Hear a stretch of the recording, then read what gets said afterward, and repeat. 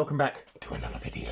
Yes, so, as you can see in the title, I am discussing my backlog. Now, there's a lot of games in here. There's an awful lot of games in here. Crap loads of games in here. Too many games in here. So, I'm thinking, maybe, might be worth just potentially finishing some of them. Playing some of them I've never played. So, for example, I have... Basically, what sort of kickstarted me wanting to get back through my backlog is I finished 2 games last year that I fucking loved. And here's the kicker. I'd had for years. I'd had them for fucking years. One of them I'd had for 8. 7 years. Yeah, 7. Well, nearly 8. Nearly 8 years. Very long time. So, those 2 games were Star Control Origins on Steam and fucking Devil May Cry 5. Yes, so, I beat both of these last year. Star Control Origins, to be honest, if I had to go back again, if I had to go back and redo my top 5 of last year, Star Control Origins would be right at the top because it's really good. It's really good. But I also played this. So I've played some Devil May Cry games before. Predominantly I played 4. So I played a lot of 4. I beat 4. 4 was the first one I actually finished. I like it a lot. I like Nero. Nero's probably, to be honest, probably my favourite character to play as in Devil May Cry 4. Because you've got him and Dante. Dante... I just don't like playing as Dante as much as Nero. Nero's got a more simple gameplay loop, but to be honest, it's more fun having a giant devil arm, which you can grab and slam people into the ground, and having a sword you can fucking rev and a dual revolver. It's just kind of a lot cooler than Dante's very large and expansive list of weapons, but I played 5, and 5 gives you 3 playable characters, technically 4 with this version, because you get to play as Virgil, which is cool. I haven't really played as Virgil yet, but it gives you 3. So it gives you V, who fights with familiars, which is pretty cool. You get Dante, and you get Nero again. Now, Nero doesn't have his devil arm until, I think, towards the end of the game he gets it back. But prior to that, he's got weird, gross cyborg arm. Because, sure, whatever. I don't care. But yeah, I thought this game was fantastic. So that made me sit there and go, you know, I got 2,000 games in here. Yeah, I got 2,000 games in here. That's a lot. That's a lot of games. So what I've actually been doing is I've plugged the Xbox original in, as you can see by its slightly becheveled look. I've grabbed about 10 games off of there that I've never played, or more accurately that I've played but not played, you know, and that includes Jade Empire, which is a sick game. It's very cool. I've played a decent amount of it in the past, but I've never actually finished it, so that's on my list. Fable, I've never completed Fable, so Fable's on there, and Doom 3. Now I know Doom 3 is also on the 360 with the BFG edition. That's not as good, so whatever. So I'm playing that. However, I do have some other games lined up for me to finish, and I'm sort of just going to walk through some of them now. So we'll start with the old. And the big part of this was also I've never played Star Control 2. I have, but I've not finished Star Control 2. So my plan is boot up the 3DO for the first time in a very long time and play that. I also picked up Crash and Burn this month because I've wanted this for quite a long time. So these 2 are going to be sort of the principal 3DO games I'm going to be playing outside of Killing Time again, because even though I've got Killing Time Reloaded, I prefer the 3DO version. I prefer the 3DO version of a lot of things. But yes, I will be playing Star Control 2 and hopefully beating it. Hopefully beating the fucking thing, even though, to be fair, I only beat Star Control Origins purely by virtue of using the AI Fleet Coordinator to do all of the combat. And then also, to be fair, just throwing an endless number of ships at pretty much every boss. I had so much money by the end of the game. I had so much money. I was just like, throw it at the enemy. Hopefully it will work. And it did, which was good. But Star Control is not the only space sim I have my eyes on. Starflight. Now, Starflight is apparently a sort of influence on Star Control, and I can kind of see it. You've got different alien races, you've got exploring planets, you've got orbiting around planets to shoot shit. Cool. I want the new Star Control, and why not go back and play one of the originals? So yes, this is on my list of games to play. Unfortunately, my copy does not have the manual, which is fine, because I had this originally and I got rid of it. Like a dumbass. Like an absolute quintessential giant sodding dumbass, I got rid of Starflight, and it had the fucking manual. And this does not, so it's fine. It's great. However, I have other games that I wish to play through. Surprisingly enough, a big fat stack of westerns, if you can count one of these as a western. But Red Dead Revolver, I have played this. I have played a decent amount of this, and I'm going to be honest with you, I prefer this version. I do. I prefer Red Dead Revolver over Red Dead Redemption. I just couldn't get into Red Dead Redemption. I prefer the more arcadey 6th gen feel that you get with Revolver. I just think it's more fun. Unfortunately, it's not open world, but what are you going to do? Its multiplayer is fairly limited, but all of the bits are there. So, be excited to play that. But as I said, multiple westerns. There are multiple western shooters, including Gun. So yeah, my wife bought me Gun, which was nice. Thank you, dear. I have been meaning to play this for quite a long time. It's Neversoft.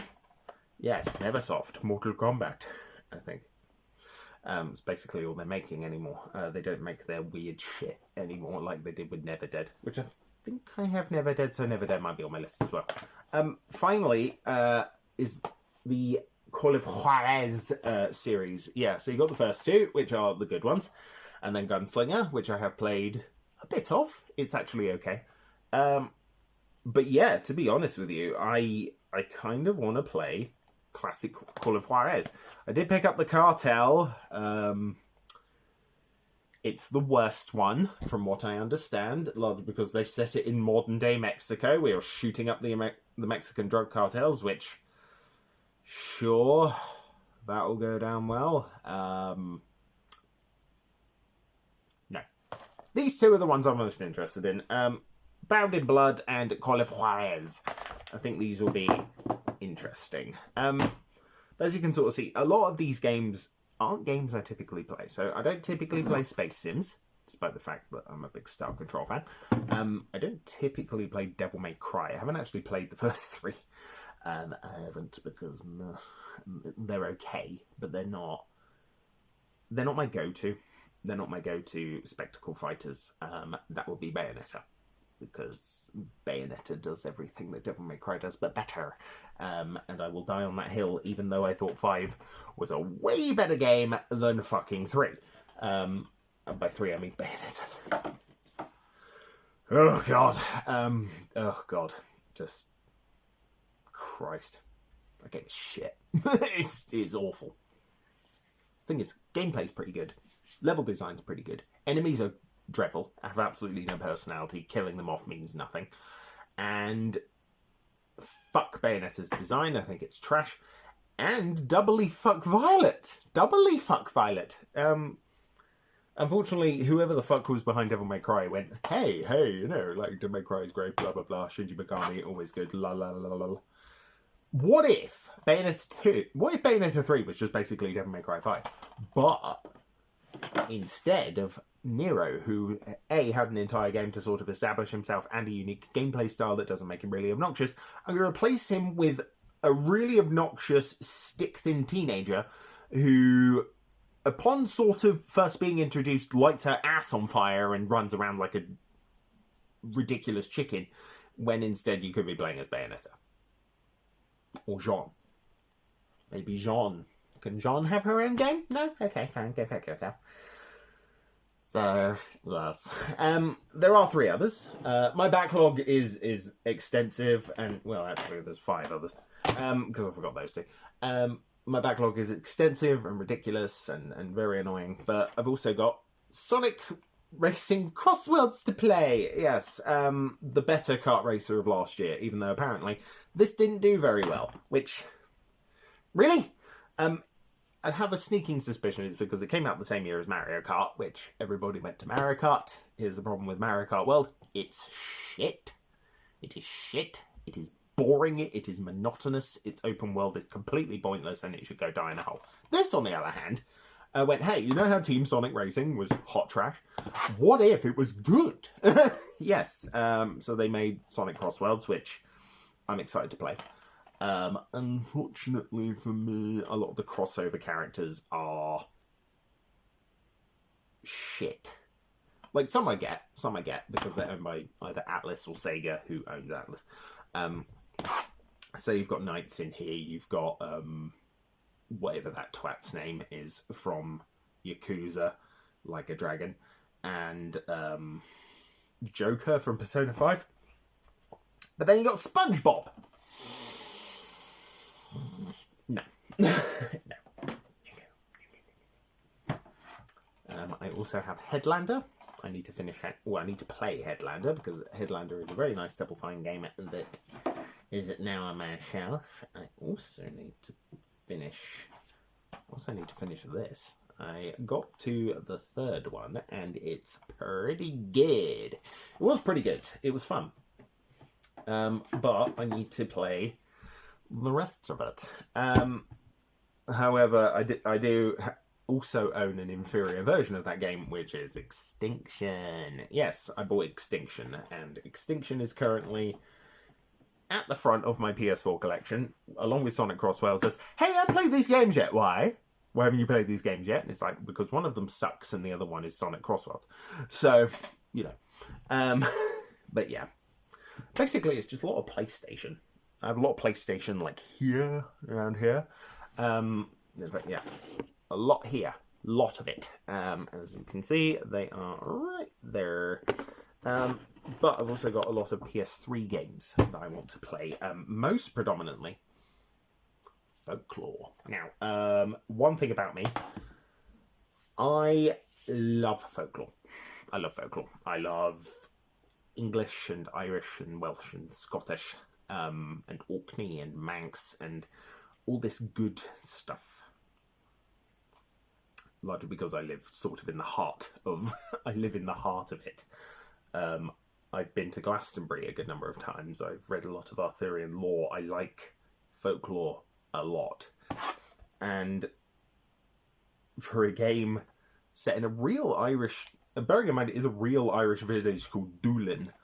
I don't know where in Ireland that is. I know it's the Republic of Ireland. I would like to visit there at least once. I can go, oh my god, this is where Folklore is set. Sick. But yeah, it's basically Pokemon crossed over with a mystery game, and they're all sort of based on European folklore. There's like 100 different characters to collect, and it's really cool. So yeah, I mean, I've had my eye on Folklore since... God, since...